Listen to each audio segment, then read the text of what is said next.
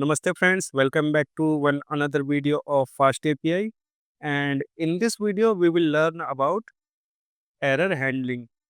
So as you know, if you are a programmer, you know that the error handling is the essential part of any development, and in this FastAPI also we need to handle the error so that our application can run seamlessly. And for that we have some methods that we can use to handle the errors. So let's start with the validation error. So FastAPI automatically handles validation error for query parameter, request bodies, and path parameter. And for that it use Pydantic. So let's see one example how this works. So first I need to create one base model for this example.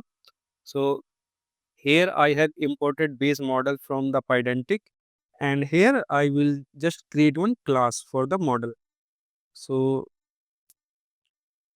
class, and we will call it item, and here base model. Okay, and here we will just put two items, one is name and another is price. So name will be string type, so str here, and price it will be float. Okay, so our base model is ready. Now let's create one endpoint, and here app dot post. So method will be post, and it will have this endpoint, that is items. Now define the function. So function name will be create item. Obviously you can just put any name here, but in my example I am calling it create item, and here it will take item. Okay, so this item it will take, and this item has two, one is name and another is price. And what it will return? So it will return item. Okay, so whatever it will get, same thing it will return item. Okay, so this is the very short example, and now let's see if it has reloaded. Yes, this is reloaded, and let's see the output. So here we have this create item, and it requires two things, one is name and price. So let's click on this, try it out, and if we put here any name, for example soaps, and its value for example 5, and execute.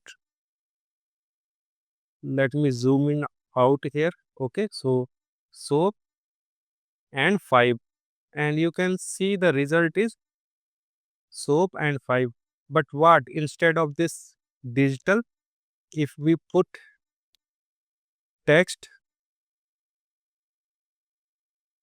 you can see the result, and the result is 1422 error.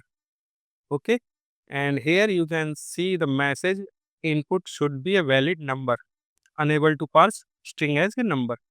So here you can see automatically the fast API has handled this error and sent a response with code 422.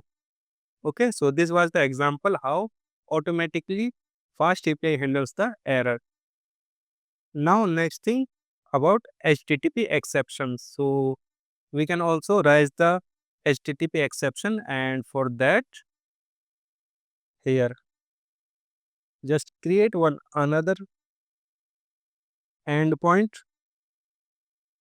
app dot get, this time get, and its endpoint will be items. So let me just comment it out. So here again we will put items, and here item ID.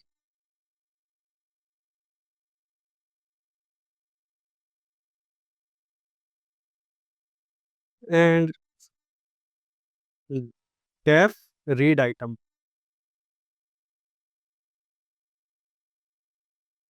item underscore ID, and type will be int. Okay.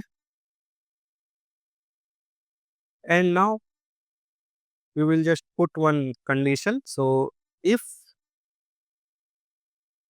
item underscore ID is less than equal to 0.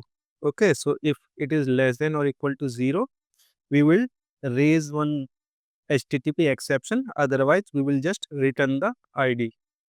So here, if the condition is true, we will just raise HTTP exception. And before just raising the HTTP exception, we need to just import. So here in this fast API, we have one another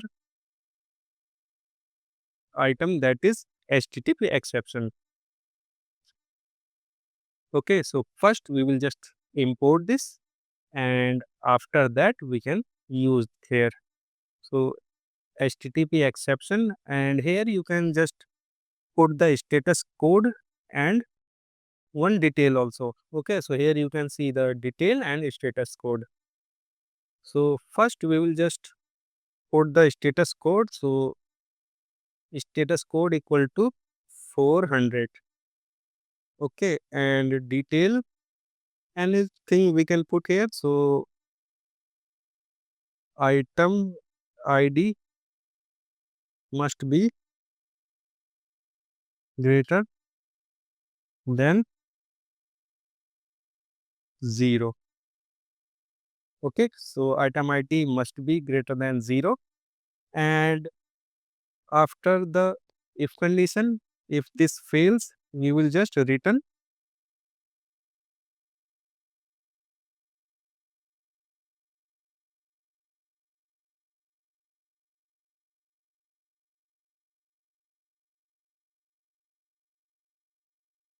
item ID. Okay, so this is very simple example, and let's see if this refresh, then we will just test the. So refresh is complete. Now let's we also refresh this, and after that we have this items item ID. And for example, if I put here 3, then we will get item ID 3. And if I will put here 0, what I will get? 400 error, and the detail is item ID must be greater than 0. So this is the example how we can raise the HTTP exception. So on any condition, if we want to raise the HTTP exception, we can use this method. Okay. Now one another thing, as you can see, we have this HTTP exception here. But what if we want to create our own custom exception? Okay. So in our custom exception, we can also do some changes. But one more thing that I want to show you in this HTTP exception, that we can also add some information in the header. Okay. So you will just move to the custom exception after this. So here after this detail, we have headers.